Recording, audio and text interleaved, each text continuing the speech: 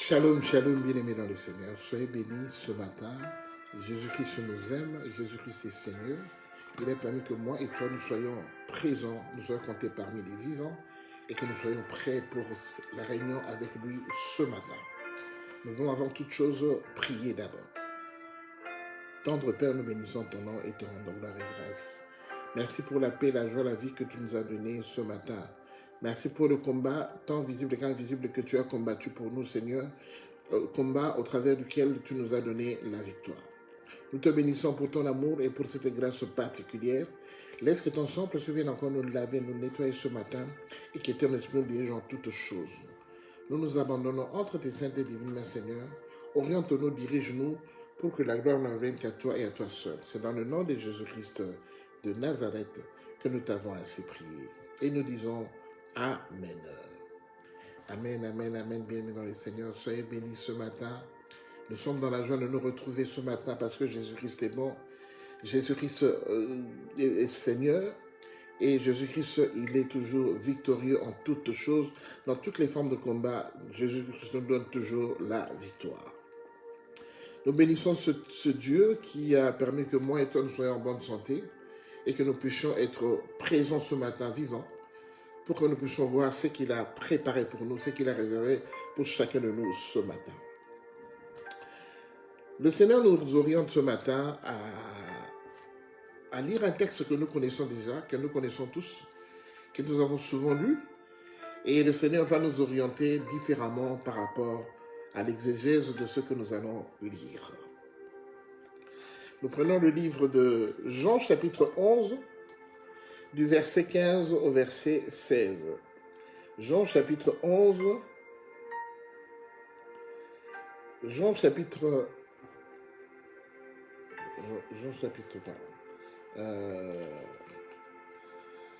voilà, donc je disais, excusez bien aimé, nous avons un petit bug, ça va vite se résorber. Avant de continuer, nous voulons bien lire, donc je disais tout à l'heure que on va lire le livre de Jean, Jean chapitre 2, non, je préfère prendre Marc. Marc chapitre 11 du verset 15 au verset 16. Marc chapitre 11 du verset 15 au verset 16. Parce que là, c'est vraiment bien explicité. Marc chapitre 11, donc allez dans vos Bibles, Marc chapitre 11 du verset 15 jusqu'au verset 16. Nous voulons lire ce que le Seigneur nous a donné comme passage à méditer ce matin. Donc je lisais Marc 11, 15 à 16. Je lis au nom du Seigneur Jésus-Christ de Nazareth. Ils arrivèrent à Jérusalem et Jésus entra dans le temple. Il se mit à chasser ceux qui vendaient et qui achetaient dans le temple. Il renversa les tables des changeurs et les sièges de vendeurs de pigeons. Et il ne laissait personne transporter aucun objet à travers le temple, parole du Seigneur. Jésus, avec tous ses disciples, ils arrivèrent à Jérusalem. Et quand ils arrivèrent à Jérusalem, le lieu de la prière, la maison de Dieu, où Jésus se sent toujours à l'aise, c'est dans la maison de Dieu, dans le temple. Évidemment, vous comprenez qu'on est en Israël et les Juifs, en fait, ils avaient l'habitude d'aller prier dans les temples. Et une fois que Jésus est dans le temple, la Bible nous dit que une fois que Jésus rentre dans le temple, il fait quoi? Il commence à chasser tous ceux qui vendaient et tous ceux qui achetaient des choses dans le temple. On dit même qu'il a renversé les tables des changeurs et les sièges de vendeurs de pigeons. Et il n'a laissé à personne le soin de prendre ces affaires qui étaient renversées, des tables qui étaient renversées, et tous ces articles, il ne laissait à personne le soin de reprendre ces affaires et pour les ramener dans le temple. Cela veut dire quoi, bien aimé dans le Seigneur? Jésus étant Dieu, parce que plusieurs fois j'avais discuté de ce passage avec certaines personnes, mais en ce moment-là, j'étais encore païen, et je ne comprenais pas. D'ailleurs, j'appuyais, en fait, quand je voulais intimider un chrétien, je prenais ce passage pour essayer de lui dire que, écoutez, comment votre Dieu, ce Jésus, lui qui est Dieu, il va renverser les tables, il va chasser les gens, mais il est Dieu, normalement, il ne peut pas avoir ce comportement. Il ne peut pas chasser les gens, il ne peut pas crier sur les gens, parce qu'il est Dieu. Parce qu'on connaît que Dieu, c'est le synonyme de la bonté. S'il y a des gens méchants dans le monde, Dieu ne peut pas être méchant. Or, Dieu, on nous dit que Dieu, il aime les pauvres et les méchants. Dieu fait pleuvoir sa pluie pour les pauvres et pour les méchants. Mais comment ce Dieu-là peut rentrer dans le temple, ou la maison de Dieu, et commencer à chasser tout le monde, à chasser les vendeurs, à renverser les tables des gens qui étaient dans le temple, bien-aimés dans le Seigneur? Si nous regardons bien, quand il vient chasser les vendeurs et les acheteurs, cela veut dire que dans le temple, les gens, au lieu de venir prier, mais les gens venaient faire quoi? Ils commençaient maintenant à vendre, à faire des affaires dans le temple, dans la maison de Dieu, bien-aimés dans le Seigneur. Jésus a dit que la maison de mon Père sera appelée une maison de prière, mais vous en avez fait une caverne de voleurs. Bien-aimés, le business, les affaires, c'est pas à faire dans l'église. C'est pas à faire dans la maison de Dieu. Mais qu'est-ce que nous voyons aujourd'hui, bien-aimés?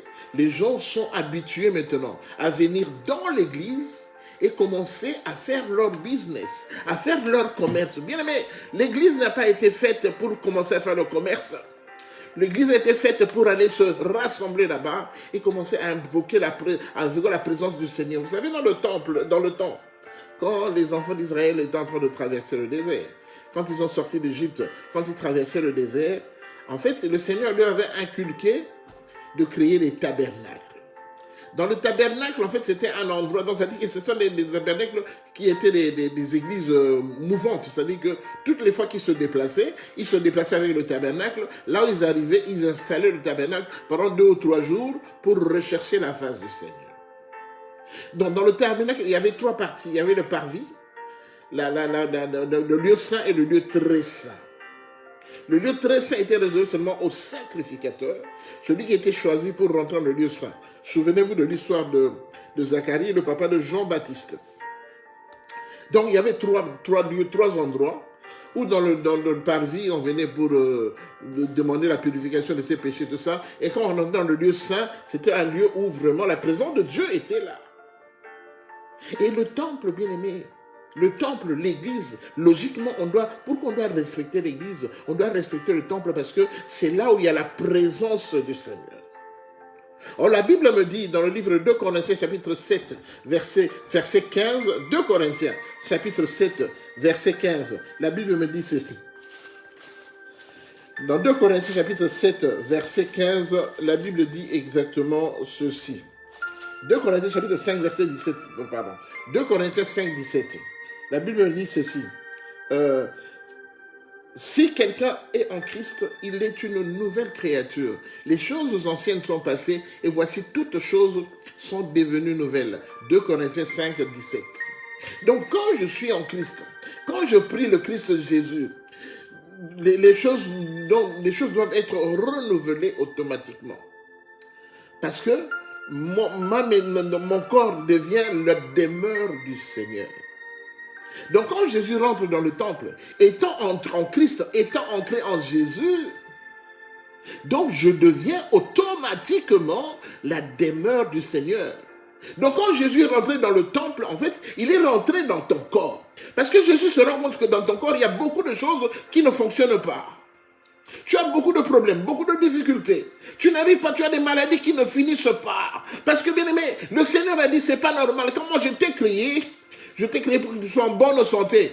La Bible dit dans le livre de 3 Jean, chapitre 2, verset 2, pardon, troisième épître de Jean, verset 2, la Bible dit, bien aimé, je souhaite que tu sois en bonne santé. et que tu prospères à tous égards, comme prospère l'état de ton âme. Bien-aimé, le Seigneur, quand il nous a créés, il ne nous a pas créés pour que nous soyons malades. Le Seigneur nous a créés pour que nous soyons en bonne santé. Comment voulez-vous, bien-aimé, si je suis malade, comment voulez-vous que je puisse faire le travail du Seigneur? Si je suis malade, mais le Seigneur fera en sorte que je sois en bonne santé pour venir faire l'œuvre de Dieu et donner le live que tout le monde attend. Parce qu'on a besoin de ça pour notre vie. Vous savez, l'OMS elle-même définit la maladie comme étant quoi? Une forme d'agression extérieure. L'OMS définit la maladie comme étant une forme d'agression qui vient de l'extérieur et qui rentre dans ton corps. Donc, ça veut dire que, bien aimé, quand tu es malade, au départ, ce n'est pas la volonté de Dieu. L'OMS qui n'est pas chrétien, l'OMS définit la maladie comme étant un état la santé. Pardon, la santé, c'est facile. La santé, c'est un état de bien-être physique, mental et social et ne consiste pas seulement à une absence de maladie ou d'infirmité. Définition de la santé, comme pour l'OMS, la santé est un état de bien-être physique, mental et social et ne consiste pas à une absence de maladie ou d'infirmité. Bien aimé, donc c'est-à-dire quand on n'a pas santé, on n'a pas la santé, c'est qu'il y a une maladie, il y a une infirmité, il y a un problème d'ordre mental qui t'envahit. Alors c'est ainsi que Jésus, quand il est venu, parce qu'il a dit que si quelqu'un est en Christ, il devient une nouvelle créature. Les choses anciennes sont passées et voici toutes choses sont devenues nouvelles. Alors Jésus a le souci de se rendre compte que ses enfants, ceux qui le prient, ils ont des problèmes de santé. Ils ont des problèmes de maladie, ils ont des problèmes d'évolution, ils ont des problèmes de stérilité, ils ont des problèmes de blocage dans tous les niveaux. C'est ainsi que Jésus, quand il est venu, quand il est rentré en Israël, la première chose qu'il a faite, c'était d'aller dans le temple. Jésus vient, quand il est venu dans ta ville, dans ta maison, il est rentré dans ton corps. Quand il est rentré dans ton corps maintenant, il a commencé à faire quoi? Il a commencé d'abord à chasser tous les vendeurs, les acheteurs. Bien aimés, vous allez vous dire que mais c'est pas normal. Dans mon corps, il ne peut pas y avoir de vendeur. On vend quoi? Bien aimé, vous savez, il y a une histoire dans la Bible où il y avait deux femmes prostituées qui avaient accouché, chacune avait accouché d'un enfant. Mais la Bible dit que pendant la nuit, il y a une dame qui s'était couchée sur son bébé et le bébé était décédé. Tôt le matin, quand elle s'est réveillée, elle a vu que son bébé était décédé. Qu'est-ce qu'elle a fait? Elle a pris son bébé décédé, elle est allée mettre à côté de l'autre femme qui avait son enfant qui était encore vivant, et il a pris l'enfant de cette femme-là, il est venu, il a mis à côté d'elle, et il a continué à se dormir. Quand ils se sont réveillés, celle-là, auprès de qui on avait apporté l'enfant qui était mort, elle se dira, mais quand elle a regardé, la Bible dit qu'elle regardait le bébé, elle s'est rendue compte que ce bébé était mort. Et quand elle a regardé attentivement, elle s'est rendue compte que cet enfant n'était pas son enfant. Parce qu'elle n'avait pas les traits de son enfant. Parce que quand elle a accouché la veille, elle avait bien observé. Et le matin, quand elle verra que cet enfant est mort, elle se rendra compte que ce n'était pas son enfant.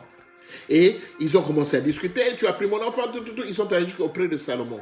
Et Salomon, quand il devait trancher à qui appartenait l'enfant, Salomon a dit, moi, je vais couper cet enfant en deux pour que chacune de vous prenne la part. La vraie mère de l'enfant dit non, laissez l'enfant vivre. Laissez-la vivre. C'est pas grave. On ne va pas couper l'enfant en deux pour nous. Laissez l'enfant vivre. Donc, bien aimé, on peut t'échanger quelque chose dans ton corps. On peut venir échanger, prendre ta matrice, échanger ça et mettre la matrice d'une vieille personne. C'est ainsi que, bien aimé, depuis que tu es marié, tu n'arrives pas à concevoir. Parce que la matrice qu'on a mis à la place de ta matrice, c'est une matrice d'une vieille personne. Bien aimé, on peut venir échanger ton estomac. On prend ton estomac, on va le vendre et on prend un estomac malade et on remet en place. C'est ainsi que tu as tout le temps des problèmes d'estomac parce qu'on a échangé ton estomac. C'est pourquoi Jésus est venu. Quand il est venu, il s'est attaqué aux vendeurs, aux échangeurs, ceux qui ont l'habitude de venir échanger nos organes. Il les a attaqués à ces gens-là. Et plus tard, qu'est-ce qu'il a fait? Il a renversé les tables. Bien aimé, dans ton corps, c'est un endroit où on fait de business. Dans ton corps, on fait n'importe quoi. Bien aimé, dans ton corps, il y a des maris de nuit, il y a des femmes de nuit. Jésus est venu parce que Jésus a dit, ça c'est ma demeure. Jésus a dit que le temple temple, c'est sa demeure. Il ne peut pas accepter que le temple soit envahi par des éléments étrangers qui viennent le bloquer. Voilà pourquoi, bien-aimé, ce matin, là où tu es maintenant, le Seigneur te fait grâce. Le Seigneur te fait grâce. Il y a une visitation. Je te dis que cette semaine, tu auras une visitation du Seigneur. Il viendra pour tout nettoyer. Il viendra tout nettoyer. Parce que le Seigneur se rend compte que dans ton corps, qui est son temple, il y a de la saleté, il y a de la boue, il y a des insanités, il y a des saletés. Jésus veut tout nettoyer. Voilà pourquoi tu n'évolues pas. Parce que ton corps est rempli de mauvaises choses. Ton corps est rempli de mauvaises de présences qui ne sont pas admises. Et le Seigneur Jésus, cette semaine, il m'a dit, je viens pour nettoyer mon temple. Bien-aimé, la Bible dit, ton corps c'est le temple du Seigneur. Ton corps est le temple du Seigneur. Le Seigneur ne voudra jamais accepter que son temple soit sale. Voilà pourquoi il viendra. Il vient cette semaine, il vient ce jour pour essayer de nettoyer ton corps qui est son temple, de nettoyer partout dans ton corps, dans tous tes organes. Il va nettoyer, parce qu'il ne peut pas concevoir que quelqu'un qui le prie depuis 10 ans, 15 ans, 20 ans, n'arrive pas à évoluer, Le Seigneur aujourd'hui, il va faire un grand travail dans ton corps. Il va nettoyer toutes choses, il va enlever toutes choses. Voilà pourquoi la maladie persiste dans ta vie, le blocage persiste, tu n'évolues pas, tu ne prospères pas, parce que dans ton corps, il y a des éléments qui ne glorifient pas le Seigneur. Ton corps qui est le temple du Seigneur, ton corps qui est appelé à louer le Seigneur tous les jours, ce corps est devenu un lieu où les gens viennent se moquer, où les gens viennent se moquer, les gens viennent faire n'importe quoi. C'est pourquoi le Seigneur a pris la décision ce matin. Il a décidé de nettoyer. Alors là où tu es maintenant, je demande que la puissance de Dieu t'envahisse maintenant. Au nom de Jésus maintenant. La main de Dieu maintenant rentre dans ton corps. La Bible déclare, non, la main de l'Éternel n'est pas courte pour sauver, ni ses oreilles trop dures pour entendre. Au nom de Jésus, je demande que la main de Dieu maintenant, la main du Seigneur Jésus rentre dans ton corps. Ça rentre par ta bouche maintenant, ça descend à l'intérieur de ton corps maintenant. La main de Dieu maintenant vient nettoyer, il vient enlever toutes les saletés qu'il y a, il vient remettre maintenant en place tout ce qu'on a enlevé dans ton corps, il vient remettre en place, parce que les pièces d'échange, Jésus les a. Jésus a de nouveaux estomacs, il a de nouveaux intestins, il a de nouveaux poumons, il a de nouveaux rats, il a de nouveaux cœurs. Tu as des problèmes de cœur maintenant. Le Seigneur Jésus maintenant, il fait un grand travail maintenant, il change maintenant. Il remplace maintenant le vrai cœur, le cœur saint. Il le remplace. Il enlève ce cœur qui te dérange depuis des années. Il enlève ce cœur qui te dérange. Et Jésus étend sa main. Il étend sa main. Parce que sa main n'est pas courte. Jésus fait un travail. Il change tes poumons. Il change tes intestins. Il change ton estomac. Jésus, il change maintenant la rate. Il change ton foie. Ton foie qui est déclaré malade. Jésus le change. Il le change. Elle le reçoit. Reçoit maintenant. Reçoit la présence du Seigneur, ressens dans ton corps maintenant la visitation du Seigneur maintenant, qui change tout dans ton corps, qui enlève tout ce qui est mauvais, qui enlève tout ce qui est mort. Il enlève maintenant, il met des choses nouvelles, il le remplace, il met de nouvelles pièces de rechange, il le rechange tout au nom de Jésus. Oui, Jésus-Christ, il est le Tout-Puissant. Oui, il renverse toutes les tables où les gens avaient parié, où les gens font des paris, ils font des ristournes. Jésus vient renverser toutes ces tables. Il vient les renverser maintenant. Il vient les renverser au nom de Jésus. Certaines personnes, à la place de l'estomac, on a mis un pigeon. Jésus vient enlever. Voilà pourquoi dans ton estomac, tu as toujours mal à l'estomac. Tu as toujours des problèmes d'estomac. C'est parce que le pigeon est là, en train de bécoter ton estomac. Au nom de Jésus.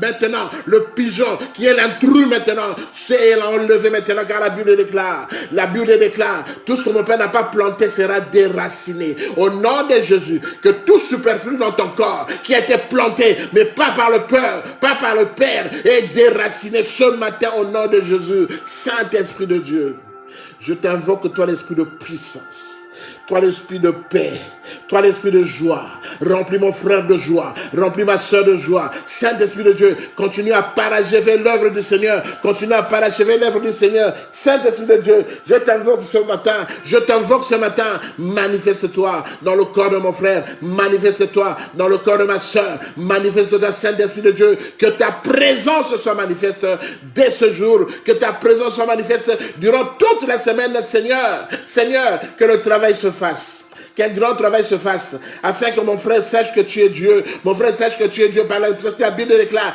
quiconque invoquera le nom du Seigneur sera sauvé. Seigneur, que tu puisses apporter la paix, la joie, le salut dans le cœur de mon frère, pour que le monde sache que tu es Dieu et tu n'as point changé. Laisse que ton sang précieux couvre le corps entier de mon frère. Parce que la Bible déclare, voici je me tiens à la porte, je frappe. Quand quelqu'un ouvre sa porte, je rentrerai chez lui, je souperai avec lui et lui avec moi. Oui Seigneur, le temple, mon corps, le corps de mon frère, c'est ta maison. Le corps de mon frère, c'est ta demeure, Père de gloire. Prends-le en charge, Père de gloire. Faisons ce que tu veux, Père de gloire, pour que l'honneur ne vienne qu'à toi et à toi seul, Père de gloire. Qui suis-je devant toi, Seigneur? Qui suis-je quand toi tu dis oui? Quand tu dis oui, moi je ne peux pas dire non. Qui suis-je, l'homme de Galilée, devant toi? Tu es mon Seigneur et mon Maître, Père. Laisse que l'honneur, laisse que la gloire, la puissance et la magnificence ne reviennent qu'à toi, Jésus. À toi et à toi seul. Personne ne peut te contrecarrer. Personne ne peut te contester parce que tu es le Dieu Tout-Puissant. Tu es celui-là qui dit un mot et la chose s'accomplit. Béni soit ton nom, Jésus. Merci pour tout ce que tu as accompli. Merci pour la visitation dans la maison de mon frère. Merci pour la visitation dans la maison de ma soeur. Merci pour la visitation du temple ce matin, Père. Car c'est en toi qu'appartiennent le règne, la puissance et la gloire. Béni soit ton nom. Merci Seigneur. Merci parce qu'aujourd'hui, Père de gloire, cette semaine, tu vas prendre soin. Tu vas prendre soin. Prendre en charge mon temple. Tu vas prendre soin de ton temple qui est mon corps, Seigneur. Béni soit ton nom, Seigneur. Parce que je sais que cette semaine, une personne sera délivrée, une personne sera dans la joie, parce que tu auras fait des merveilles que personne n'avait fait avant toi dans sa vie, Père. Merci pour ton amour. Merci pour cette grâce particulière que tu nous accordes. Laisse que l'honneur, la puissance et la gloire ne reviennent qu'à toi et à toi seul. C'est dans le nom de Jésus que nous t'avons ainsi prié et nous disons Amen. Amen, amen, amen, amen. Bien-aimé dans le Seigneur, soyez bénis, maman Esther. Amen, amen, amen, amen. Le Seigneur est bon, le Seigneur est merveilleux. Il est avec nous, il ne nous abandonnera pas, il ne nous délaissera pas. Voilà, bien-aimés, nous sommes arrivés à la fin de notre enseignement de ce matin. Jésus-Christ est tellement bon, il est tellement merveilleux. Il s'est rendu compte que c'était le temple qu'il fallait nettoyer. C'était le temple qu'il fallait nettoyer. Et il a fait. Je sais que quand il a fait, c'est pour longtemps. Ce n'est pas pour 2 ou 3 jours, mais c'est pour longtemps. Voilà pourquoi je te dis, mon frère et ma soeur, si tu as de la foi, tu verras que quand tu as bien fait cette prière, tu vas te rendre compte que le mal de ton estomac sera parti. Tu t'en rendras même pas compte. Tu vas même oublier que tu prenais un médicament contre le mal d'estomac. Tu vas même pas te rendre compte que ton foie ne te fait plus mal, ton cœur ne palpite plus. Tu vas même te rendre compte que ton intestin qui était habilité chaque fois à te pousser à faire des diarrhées, les diarrhées vont s'arrêter parce que Jésus-Christ, il a pris soin de ton temple. Il a pris soin de ton corps qui est son temple. Jésus a tout restauré, il a tout changé pour que tu puisses vivre une vie meilleure, une vie heureuse. Parce qu'il a dit, bien-aimé, sois en bonne santé et prospère selon l'état de ton âme. Il est notre Dieu, il nous aime. Ce n'est pas par hasard qu'il nous conduit, il nous envoie pour donner de tels messages. C'est seulement auprès de ceux qui ont la foi, auprès de ceux qui vont recevoir, qui vont voir la main puissante du Seigneur. Soyez bénis, bien-aimés dans le Seigneur. C'était une grande joie de partager ce moment avec vous. Donc, que la semaine soit bénie, que toute cette semaine soit bénite. Et que le Seigneur puisse encore continuer à vous visiter cette semaine. Sinon, nous, on peut dire seulement qu'on se revoit le vendredi prochain à partir de 20h30 pour notre live de fin de semaine. Je vous souhaite une très bonne semaine. Continuez à liker, continuez à partager cet enseignement, continuez à vous abonner à notre chaîne YouTube, La Clé de la Maison de David, et que le Seigneur vous bénisse abondamment. On se revoit le vendredi à 20h30 pour un nouveau live de fin de semaine. Dans l'entretemps, je vous dis shalom, shalom, soyez bénis abondamment.